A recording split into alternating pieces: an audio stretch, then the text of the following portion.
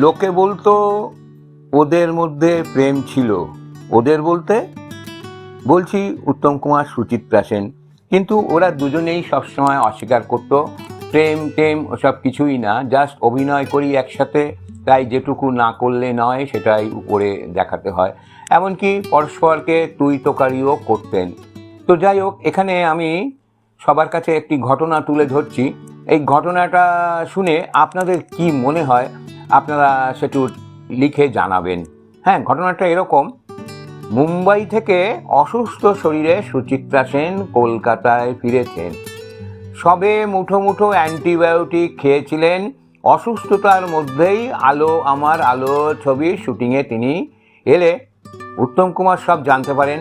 তারপর গজগজ করে সুচিত্রাকে বললেন, উত্তম, শুধু অ্যান্টিবায়োটিক খেলেই চলবে? এতে শরীর দুর্বল হয়ে যাবে। কিভাবে যে অসুখ বাধাও কে জানে। উত্তমের চেঁচামেচিতে সুচিত্রা সেন মজা করে বললেন, কি করব, বম্বে যে অসুখে পড়ে গেলাম, সাট করে কি আর কড়া ডোজের ওষুধ খেয়েছি? শুটিং তো ফেলে রাখতে পারি না। সঙ্গে সঙ্গে উত্তম বললেন, শরীরই যদি অসুস্থ হয়ে পড়ে তবে বম্বে যাওয়ার দরকার কি? কলকাতার ছবি নিয়ে সন্তুষ্ট থাকলেই তো পারো। সুচিত্রা এক ফ্লোর লোকের সামনে উত্তমের হাত ধরে বেশ নাটকীয়ভাবে বলে উঠলেন, তুমি যদি যেতে না দাও তবে আমার সাহস কোথায় বম্বে যাবার? উত্তম একেবারে অপ্রস্তুত, হাসিটাও কেমন যেন বোকা বোকা লাগলো।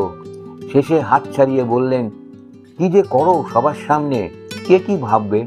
আচ্ছা, আপনারা এই ছোট ঘটনাটা শুনলেন, আপনাদের কি মনে হয়? আপনাদের দৃষ্টিভঙ্গিতে কি রকম ব্যাপারটা মনে হলো সেটা একটু কমেন্টে লিখে জানাবেন।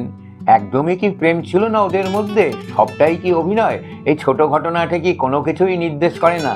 সেটি একটু জানাবেন এবং লাইক শেয়ার করবেন ও চ্যানেলটিকে সাবস্ক্রাইব করে দেবেন।